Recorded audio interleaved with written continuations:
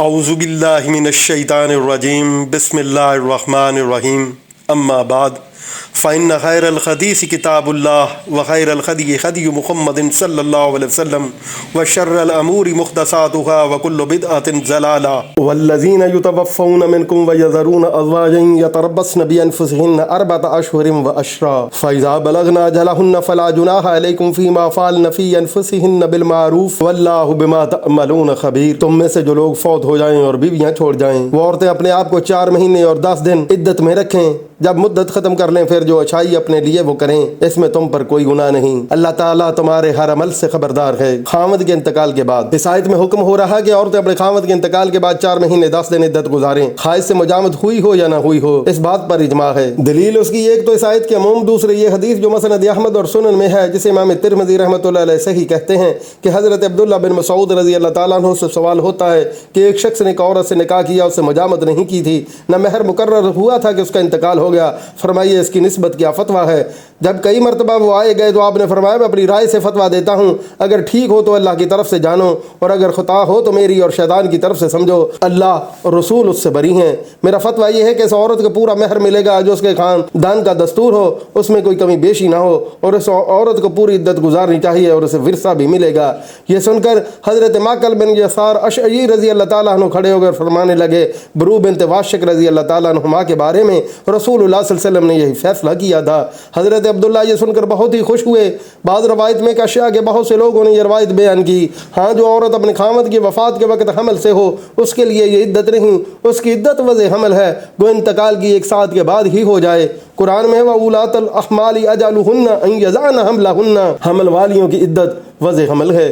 ہاں حضرت عبداللہ بن عباس رضی اللہ تعالیٰ عنہما فرماتے ہیں کہ وضع حمل اور 4 مہینے 10 میں جو دیر کی عدت ہو وہ حاملہ کی عدت ہے۔ یہ قول تو بہت اچھا ہے اور دونوں آیتوں میں اس تطبیق بھی عمدہ طور پر ہو جاتی ہے، لیکن اس کے خلاف صحیحین کی ایک صاف اور صریح حدیث میں موجود ہے جس میں کہ حضرت سبیہ اسلمیہ رضی اللہ تعالیٰ عنہما کے خاوند کا جب انتقال ہوا اس وقت آپ حمل سے تھیں اور چند راتیں ہی گزر نہ پائی تھیں تو بچہ تولد ہوا، جب نہا دھو چکی تو لباس وغیرہ اچھا پہن لیا۔ حضرت ابو سرابل بن بابلک نے یہ دیکھ کر فرمایا کیا تم نکاح کرنا چاہتی ہو؟ اللہ کی قسم جب تک 4 مہینے 10 دن نہ گزر جائیں تم نکاح نہیں کر سکتی۔ حضرت سبیہ یہ سن کر خاموش ہو گئیں اور شام کو خدمت نبوی صلی اللہ علیہ وسلم میں حاضر ہوئیں اور مسئلہ پوچھا تو آپ نے فرمایا کہ جب بچہ ہو گیا اسی وقت تم عدت سے نکل گئیں اور اب اگر تم چاہو تو بے شک نکاح کر سکتی ہو۔ یہ بھی مروی ہے کہ جب حضرت عبداللہ رضی اللہ تعالیٰ عنہ کو اس حدیث کا علم ہوا تو آپ نے بھی اپنے قول سے رجوع کر لیا۔ اس کی تائید اس سے بھی ہوتی ہے کہ حضرت عبداللہ رضی اللہ تعالیٰ عنہ کے ساتھی اور شاگرد بھی اس حدیث کے مطابق فتویٰ دیا کرتے تھے۔ اسی طرح لونڈی کی عدت بھی اتنی نہیں، اس کی عدت اس سے آدھی ہے، یعنی 2 مہینے اور 5 راتیں۔ جمہور کا مذہب یہی ہے، جس طرح لونڈی کی حد بنسبت آزاد عورت کی آدھی ہے اسی طرح عدت بھی۔ محمد بن سیرین اور بعض علماء ظاہر یہ لونڈی کی اور آزاد عورت کی عدت میں برابری کے قائل ہیں۔ ان کی دلیل ایک تو اس آیت کا عموم ہے، دوسری یہ کہ ایک عدت ایک جلی امر ہے جس میں تمام عورتیں یکساں ہیں۔ حضرت سعید بن مسیب، ابو عالیہ وغیرہ فرماتے ہیں اس عدت میں حکمت یہ ہے کہ اگر عورت کو حمل ہوگا تو اس عدت میں بالکل ظاہر ہو جائے گا۔ حضرت ابن مسعود کی صحیحین والی مرفوع حدیث میں ہے کہ انسان کی پیدائش کا یہ حال ہے کہ 40 دن تک تو رحم مادر میں نطفہ کی شکل میں ہوتا ہے، پھر خون بستہ کی شکل 40 دن تک رہتی ہے، پھر 40 دن تک گوشت کا لوتھڑا رہتا ہے، پھر اللہ تعالیٰ فرشتے کو بھیجتا ہے اور وہ اس میں روح پھونکتا ہے۔ تو یہ 120 دن ہوئے جس کے 4 مہینے ہوئے، 10 دن احتیاطاً اور رکھ دیے کیونکہ بعض مہینے 29 دن کے بھی ہوتے ہیں، اور جب روح پھونک دی گئی تو اب بچے کی حرکت محسوس ہونے لگتی ہے اور حمل بالکل ظاہر ہو جاتا ہے، اس لیے اتنی عدت مقرر کی گئی، واللہ عالم۔ سعید بن مسیب فرماتے ہیں 10 دن اس لیے ہیں کہ روح انہی دنوں میں پھونکی جاتی ہے۔ ربیع بن انس رضی اللہ تعالیٰ عنہ بھی یہی فرماتے ہیں۔ حضرت امام احمد سے ایک روایت میں یہ بھی مروی ہے تاکہ جس لونڈی سے بچہ ہو جائے اس کی عدت بھی آزاد عورت کے برابر ہے، اس لیے کہ وہ فراش بن گئی، اور اس لیے بھی کہ مسند احمد میں حدیث ہے حضرت عمر بن عاص رضی اللہ تعالیٰ عنہ نے فرمایا لوگو سنت نبوی صلی اللہ علیہ وسلم کو ہم پر غلط ملت نہ کرو۔ اولاد والی لونڈی کی عدت جب کہ اس کا سردار فوت ہو جائے 4 مہینے اور 10 دن ہیں۔ یہ حدیث ایک اور طریق سے بھی ابو داؤد میں مروی ہے۔ امام احمد اس حدیث کو منکر بتلاتے ہیں اور کہتے ہیں کہ اس کے ایک راوی قبیصہ نے اپنے استاد عمر سے یہ روایت نہیں سنی۔ حضرت سعید بن مسیب مجاہد، سعید بن جبیر، حسن بن سیرین، ابن عیاض زہری رحم اللہ اور عمر بن عبدالعزیز کا یہی قول ہے۔ یزید بن عبد الملک بن مروان جو امیر المومنین تھے یہی حکم دیتے تھے۔ اوزاعی، اسحاق بن راہویہ اور احمد بن حنبل بھی ایک روایت میں یہی فرماتے ہیں، لیکن طاؤس اور قتادہ اس کی عدت بھی آدھی بتلاتے ہیں، یعنی 2 ماہ 5 راتیں۔ ابو حنیفہ ان کے ساتھی حسن بن سہل بن خی فرماتے ہیں 3 حیض عدت گزارے۔ حضرت علی، ابن مسعود، عطا اور ابراہیم نخعی کا قول بھی یہی ہے۔ امام مالک، امام شافعی اور امام احمد کی مشہور روایت یہ ہے کہ اس کی عدت 1 حیض ہی ہے۔ ابن عمر، شابی، مکحول، لیث، ابو عبید، ابو ثور اور جمہور کا یہی مذہب ہے۔ حضرت لیث رحم اللہ فرماتے ہیں کہ اگر حیض کی حالت میں اس کا سید فوت ہوا ہے تو اسی حیض کا ختم ہو جانا اس کی عدت کا ختم ہو جانا ہے۔ امام مالک رحمۃ اللہ علیہ فرماتے ہیں اگر حیض نہ آتا ہو تو 3 مہینے عدت گزارے۔ امام شافعی اور جمہور فرماتے ہیں 1 مہینہ اور 3 دن مجھے زیادہ پسند ہیں، واللہ عالم۔ مترجم کے نزدیک قول کبھی پہلا ہے، یعنی مثل آزاد عورت کے پوری عدت گزارے، واللہ عالم۔ ازاں بعد جو ارشاد فرمایا اس سے معلوم ہوتا ہے کہ یہ سوگ واجب ہے۔ صحیحین میں حدیث ہے کہ جو عورت اللہ پر اور قیامت پر ایمان رکھتی ہے اسے 3 دن سے زیادہ کسی میت پر سوگواری کرنا حرام ہے۔ ہاں، خامد پر 4 مہینے 10 دن سوگواری ہے۔ ایک عورت نے حضور صلی اللہ علیہ وسلم سے پوچھا کہ میری بیٹی کا میاں مر گیا اور اس کی آنکھیں دکھ رہی ہیں، کیا میں اس کے سرما لگا دوں؟ آپ صلی اللہ علیہ وسلم نے فرمایا نہیں۔ 2-3 مرتبہ اس نے اپنا سوال دہرایا اور آپ نے یہی فرمایا۔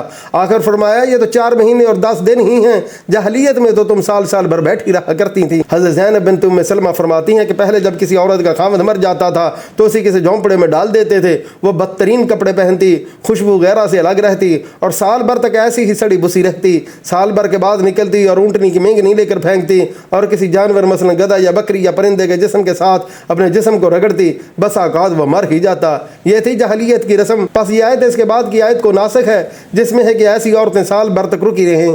حضرت ابن عباس رضی اللہ تعالیٰ عنہ وغیرہ یہی فرماتے ہیں، لیکن اس میں اختلاف ہے اور تفصیل اس کی عنقریب آئے گی انشاءاللہ تعالیٰ۔ مطلب یہ ہے کہ اس زمانے میں بیوہ عورت کو زینت اور خوشبو اور بہت برقیلے کپڑے اور زیور وغیرہ پہننا منع ہے اور یہ سوگواری واجب ہے۔ ہاں، ایک قول یہ بھی ہے کہ طلاق رجعی کی عدت میں یہ واجب نہیں، اور جب طلاق بائن ہو تو وجوب اور عدم وجوب کے دونوں کے قول ہیں۔ فوت شدہ خاوندوں کی زندہ بیویوں پر تو سب پر یہ سوگواری واجب ہے، خواہ وہ نابالغہ ہوں، خواہ وہ عورتیں ہوں جو حیض وغیرہ سے اتر چکی ہوں، خواہ آزاد عورتیں ہوں، خواہ لونڈیاں ہوں، خواہ مسلمان عورتیں ہوں، خواہ کافرہ ہوں، کیونکہ یہ آیت میں عام حکم ہے۔ ہاں، ثوری اور ابو حنیفہ کا کافرہ عورت کی سوگواری کے قائل نہیں۔ اشہب اور ابن نافع کا قول بھی یہی ہے۔ ان کی دلیل وہ حدیث ہے جس میں کہ یہ عورت اللہ پر اور قیامت کے دن پر ایمان رکھتی ہو، پس معلوم ہوا کہ یہ حکم تاب دی ہے۔ امام ابو حنیفہ اور ثوری کم سن نابالغ عورت کے لیے بھی یہی فرماتے ہیں کیونکہ وہ غیر مکلفہ ہے۔ امام ابو حنیفہ اور اس کے اصحاب مسلمان لونڈی کو اس میں ملاتے ہیں، لیکن ایک مثال کی تصفیہ کا یہ موقع نہیں۔ واللہ الموفق بالصواب۔ پھر فرمایا جب ان کی عدت گزر چکے تو ان کے اولیاء پر کوئی گناہ نہیں کہ وہ عورتیں اپنا بناؤ سنگار کریں یا نکاح کریں، یہ سب ان کے لیے حلال و طیب ہے۔ حسن زہری اور سدی سے بھی اسی طرح مروی ہے۔ ولا جناح علیکم فیما عرضتم به من خطبۃ النساء او اکننتم فی انفسکم علم اللہ انکم تذکرونہن ولکن لا تواعدوہن سرا الا ان تقولوا قولا معروفا ولا تعزموا عقدۃ النکاح حتی یبلغ الکتاب اجلہ واعلموا ان اللہ یعلم ما فی انفسکم فاحذروہ واعلموا ان اللہ غفور حلیم۔ تم پر اس میں کوئی گناہ نہیں کہ تم اشارتاً کنایتاً عورتوں سے نکاح کی بابت کہو یا اپنے دل میں پوشیدہ ارادہ کرو۔ اللہ تعالیٰ کو علم ہے کہ تم ضرور انہیں یاد کرو گے، لیکن تم ان سے پوشیدہ وعدے نہ کر لو۔ ہاں، یہ اور بات ہے کہ تم بھلی بات بولا کرو، ایک دن نکاح کو جب تک عدت ختم نہ ہو جائے پختہ نہ کر لیا کرو۔ جان لو کہ اللہ تعالیٰ کو تمہارے دلوں کی باتوں کا بھی علم ہے، تم اس سے خوف کھاتے رہا کرو، اور یہ بھی جان رکھو کہ اللہ تعالیٰ بخشش اور علم والا ہے۔ پیغام نکاح مطلب یہ ہے کہ صراحت کے بغیر نکاح کی چاہت کا اظہار کسی اچھے طریق پر عدت کے اندر کرنے میں گناہ نہیں۔ مثلا یوں کہنا کہ میں نکاح کرنا چاہتا ہوں، میں ایسی عورت کو پسند کرتا ہوں، میں چاہتا ہوں کہ اللہ میرا جوڑ بھی ملا دے، انشاءاللہ میں تیرے سوا دوسری عورت سے نکاح کا ارادہ نہیں کروں گا، میں کسی نیک دیندار عورت سے نکاح کرنا چاہتا ہوں۔ اس طرح عورت جسے طلاق بائن مل چکی ہو، عدت کے اندر ایسے مبہم الفاظ کہنا بھی جائز ہیں، جیسے کہ نبی صلی اللہ علیہ وسلم نے حضرت فاطمہ بنت قیس رضی اللہ تعالیٰ عنہا سے فرمایا تھا جبکہ ان کے خاوند ابو عمرو بن حفص نے انہیں آخری تیسری طلاق دے دی تھی کہ جب تم عدت ختم کرو تو مجھے خبر کر دینا۔ عدت کا زمانہ حضرت ابن مکتوم کے ہاں گزارو۔ جب حضرت فاطمہ نے عدت نکل جانے کے بعد حضور صلی اللہ علیہ وسلم کو اطلاع دی تو آپ نے حضرت اسامہ بن زید رضی اللہ تعالیٰ عنہ سے جن کا مانگا تھا نکاح کرا دیا۔ ہاں، رجعی طلاق کی عدت کے زمانے میں بجز اس کے خاوند کے کسی کو بھی حق نہیں کہ وہ اشارتاً کنایتاً بھی اپنی رغبت ظاہر کرے۔ واللہ عالم۔ یہ فرمان کہ تم اپنے نفس میں چھپاؤ یعنی منگنی کی خواہش، ایک جگہ ارشاد ہے تیرا رب ان کے سینوں میں پوشیدہ کو اور ظاہر باتوں کو جانتا ہے۔ دوسری جگہ تمہارے باطن و ظاہر کو جاننے والا ہوں، پس اللہ تعالیٰ بخوبی جانتا تھا کہ تم اپنے دلوں میں ضرور ذکر کرو گے۔ اس واسطے سے اس نے تنگی ہٹا دی، لیکن عورتوں سے پوشیدہ وعدے نہ کرو، یعنی زناکاری سے بچو۔ ان سے یوں نہ کہو کہ میں تم پر عاشق ہوں، تم بھی وعدہ کرو کہ میرے سوا کسی اور سے نکاح نہ کرو گی وغیرہ۔ عدت میں ایسے الفاظ کا کہنا حلال نہیں، نہ یہ جائز ہے کہ پوشیدہ طور پر یہ عدت میں نکاح کر لے اور عدت گزر جانے کے بعد اس نکاح کا اظہار کرے۔ بس یہ سب اقوال آیت کے عموم میں آ سکتے ہیں، اس لیے فرمان ہوا مگر یہ کہ تم ان سے اچھی بات کرو۔ مثلا ولی سے کہہ دیا کہ جلدی نہ کرنا، عدت گزر جانے کی مجھے بھی خبر کرنا وغیرہ۔ جب تک عدت ختم نہ ہو جائے تب تک نکاح منعقد نہ کیا کرو۔ علماء کا اجماع ہے کہ عدت کے اندر نکاح صحیح نہیں، اگر کسی نے کر لی اور دخول بھی ہو گیا تو بھی ان میں جدائی کرا دی جائے گی۔ اب آیا عورت اس پر ہمیشہ کے لیے حرام ہو جائے گی یا پھر عدت گزر جانے کے بعد نکاح کر سکتا ہے؟ اس میں اختلاف ہے، جمہور تو کہتے ہیں کہ کر سکتا ہے، لیکن امام مالک فرماتے ہیں کہ وہ ہمیشہ کے لیے حرام ہو گئی۔ اس کی دلیل یہ ہے کہ حضرت عمر فاروق رضی اللہ تعالیٰ عنہ فرماتے ہیں کہ جس عورت کا نکاح عدت کے اندر ہو جائے، اگر اس کا خاوند اس سے نہیں ملا تو ان دونوں میں جدائی کرا دی جائے گی، اور جب اس کے پہلے خاوند کی عدت گزر جائے تو یہ شخص مجملہ اور لوگوں کے اس کے نکاح کا پیغام ڈال سکتا ہے۔ اگر دونوں میں ملاپ بھی ہو گیا ہے جب بھی جدائی کرا دی جائے گی، اور پہلے خاوند کی عدت گزار کر پھر اسی دوسرے خاوند کی عدت گزارے گی، اور پھر یہ شخص اس سے ہرگز نکاح نہیں کر سکتا۔ اس کا فیصلہ ماخوذ یہ معلوم ہوتا ہے کہ جب اس شخص نے جلدی کر کے اللہ تعالیٰ کے مقرر کردہ وقت کا لحاظ نہ کیا تو اسے اس کے خلاف سزا دی گئی کہ وہ عورت اس پر ہمیشہ کے لیے حرام کر دی گئی، جیسے کہ قاتل اپنے مقتول کے ورثہ سے محروم کر دیا جاتا ہے۔ امام شافعی نے امام مالک سے یہ بھی اثر روایت کیا ہے۔ امام بہقی فرماتے ہیں کہ پہلا قول تو امام صاحب کا یہی تھا، لیکن جدید قول آپ کا یہ ہے کہ اس سے بھی نکاح کرنا حلال ہے، کیونکہ حضرت علی رضی اللہ تعالیٰ عنہ کا یہی فتویٰ ہے۔ حضرت عمر والا یہ اثر سندن منقطع ہے، بلکہ حضرت مسروق رحمۃ اللہ علیہ فرماتے ہیں کہ حضرت عمر رضی اللہ تعالیٰ عنہ نے اس بات سے رجوع کر لیا ہے اور فرمایا ہے کہ مہر ادا کر دے، اور عدت کے بعد یہ دونوں آپس میں اگر چاہیں تو نکاح کر سکتے ہیں۔ پھر فرمایا جان لو کہ اللہ تعالیٰ تمہارے دلوں کی پوشیدہ باتوں کو جانتا ہے، اس کا لحاظ اور خوف رکھو، اپنے دل میں عورتوں کے متعلق فرمان باری کے خلاف خیال بھی نہ آنے دو، ہمیشہ دل کو صاف رکھو، برے خیال سے پاک رکھو، ڈر خوف کے حکم کے ساتھ ہی اپنی رحمت کی تماں اور لالچ بھی دلائی، اور فرمایا کہ الہ العالمین خطاؤں کو بخشنے والا اور حلم و کرم والا ہے۔ لا جناح علیکم ان طلقتم النساء ما لم تمسوهن او تفرضوا لهن فریضہ ومتعوهن علی الموسع قدرہ وعلی المقتر قدرہ متاعا بالمعروف حقا علی المحسنین۔ اگر تم عورتوں کو بغیر ہاتھ لگائے اور بغیر مہر مقرر کیے طلاق دے دو تو بھی تم پر کوئی گناہ نہیں، ہاں انہیں جو کچھ نہ کچھ فائدہ دے دیا کرو، آسانی والا اپنے اندازے سے اور تنگی والا اپنی طاقت کے مطابق دستور اچھا فائدہ دے، بھلائی کرنے والوں پر یہ لازم ہے۔ حق مہر کب اور کتنا؟ ایک دے نکاح کے بعد دخول سے پہلے بھی طلاق کا دینا مباح ہو رہا ہے۔ مفسرین نے فرمایا کہ یہاں مراد مس سے نکاح ہے، دخول سے پہلے طلاق دے دینا بلکہ مہر کا بھی ابھی تقرر نہیں ہوا اور طلاق دے دینا بھی جائز ہے، گو اس میں عورت کی بے حد دل شکنی ہے، اسی لیے حکم ہوا کہ مقدور پر اس عورت میں مرد کو عورت کے ساتھ سلوک کرنا چاہیے۔ حضرت ابن عباس رضی اللہ تعالیٰ عنہ فرماتے ہیں اس کا اعلیٰ حصہ خادم ہے اور اس سے کمی چاندی ہے اور اس سے کم کپڑا ہے، یعنی اگر مالدار ہے تو غلام وغیرہ دے دے اور اگر مفلس ہے تو کم سے کم 3 کپڑے دے دے۔ حضرت شعبی فرماتے ہیں درمیانہ درجہ اس فائدہ پہنچانے کا یہ ہے کہ کرتا دوپٹہ لحاظ اور لحاف اور چادر دے دے۔ شریف فرماتے ہیں 500 درہم دے، ابن سیرین فرماتے ہیں غلام دے یا خوراک دے یا کپڑے لتے دے۔ حضرت حسن بن علی رضی اللہ تعالیٰ عنہ نے 10,000 دیے تھے، لیکن پھر بھی وہ بیوی صاحبہ فرماتی تھیں کہ اس محبوب مقبول کی جدائی کے مقابلے میں یہ حقیر چیز کچھ بھی نہیں۔ امام ابو حنیفہ رحمۃ اللہ علیہ کا قول ہے کہ اگر دونوں اس فائدہ کی مقدار میں تنازع کریں تو اس کے خاندان کے مہر سے آدھی رقم دلوا دی جائے۔ حضرت امام شافعی رحمۃ اللہ علیہ کا فرمان ہے کہ کسی چیز پر خاوند کو مجبور نہیں کیا جا سکتا، بلکہ کم سے کم جس چیز کو متع یعنی فائدہ اور اسباب کہا جا سکتا ہے وہ کافی ہوگا۔ میرے نزدیک اتنا کپڑا متع ہے جتنی میں نماز پڑھ لینی جائز ہے ہو جائے۔ وہ پہلا قول حضرت امام کا یہ تھا کہ مجھے اس کا کوئی صحیح اندازہ معلوم نہیں، لیکن میرے نزدیک بہتر یہ ہے کہ کم سے کم 30 درہم ہونے چاہیے، جیسے کہ حضرت عبداللہ بن عمر رضی اللہ تعالیٰ عنہ سے مروی ہے۔ اس بارے میں بھی بہت سے اقوال ہیں کہ ہر طلاق والی عورت کو کچھ نہ کچھ اسباب دینا چاہیے، یا صرف اسی عورت کو جس سے میل ملاپ نہ ہوا ہو۔ بعض تو سب کے لیے کہتے ہیں کہ قرآن کریم میں للمطلقات متاع بالمعروف، پس اس آیت کے عموم سے سب کے لیے وہ ثابت کرتے ہیں۔ اسی طرح ان کی دلیل یہ آیت بھی ہے فتعالین امتعکن، یعنی اے نبی اپنی بیویوں سے کہو کہ اگر تمہاری چاہت دنیا کی زندگی اور اس کی زینت کی ہے تو آؤ میں تمہیں کچھ اسباب بھی دوں اور تمہیں اچھائی کے ساتھ چھوڑ دوں۔ پس یہ تمام ازواج و مطہرات وہ تھیں جن کا مہر بھی مقرر تھا اور جو حضور صلی اللہ علیہ وسلم کی خدمت میں بھی آ چکی تھیں۔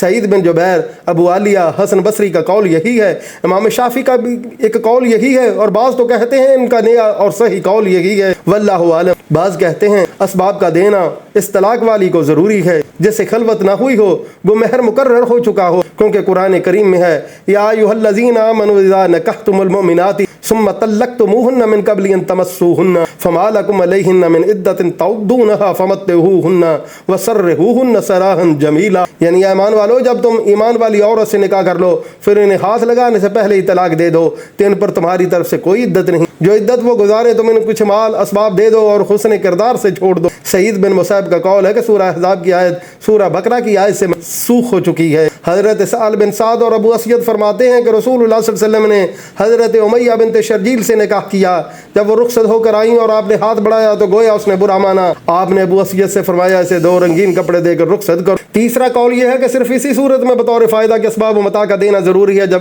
عورت کی ودا نہ ہوئی ہو اور مہر بھی مقرر نہ ہوا ہو، اور اگر دخول ہو گیا ہو تو مہر مثل یعنی خاندان کے دستور کے مطابق دینا پڑے گا، اگر مقرر نہ ہوا ہو اور اگر مقرر ہو چکا ہو اور رخصت سے پہلے طلاق دے دو تو آدھا مہر دینا پڑے گا، اور اگر رخصت بھی ہو چکی ہو تو پورا مہر دینا پڑے گا، اور یہی متاع کا عوض ہوگا۔ ہاں اس مصیبت زدہ عورت کے لیے متاع ہے جس سے نہ ملاپ ہوا ہو اور نہ مہر مقرر ہوا ہو اور طلاق مل گئی۔ حضرت ابن عمر اور مجاہد کا یہی قول ہے۔ وہ بعض علماء اسی کو مستحب بتلاتے ہیں کہ ہر طلاق والی عورت کو کچھ نہ کچھ دے دینا چاہیے، اس کے سوا جو مہر مقرر کیے ہوں نہ ہوں اور نہ خاوند بیوی کا میل ہوا ہو۔ یہی مطلب سورہ احزاب کی آیت تخیر کا ہے جو اس سے پہلے اسی آیت کی تفسیر میں بیان ہو چکی ہے، اور اسی لیے یہاں اس خاص صورت کے لیے فرمایا گیا کہ امیر اپنی وسعت کے مطابق دیں اور غریب اپنی طاقت کے مطابق۔ حضرت شعبی سے سوال ہوتا ہے کہ یہ اسباب نہ دینے والا کیا گرفتار کیا جائے گا؟ تو آپ فرماتے ہیں اپنی طاقت کے برابر دے دے، اللہ کی قسم اس بارے میں کسی کو گرفتار نہیں کیا گیا، اور اگر یہ واجب ہوتا تو قاضی لوگ ضرور ایسے شخص کو قید کر لیتے۔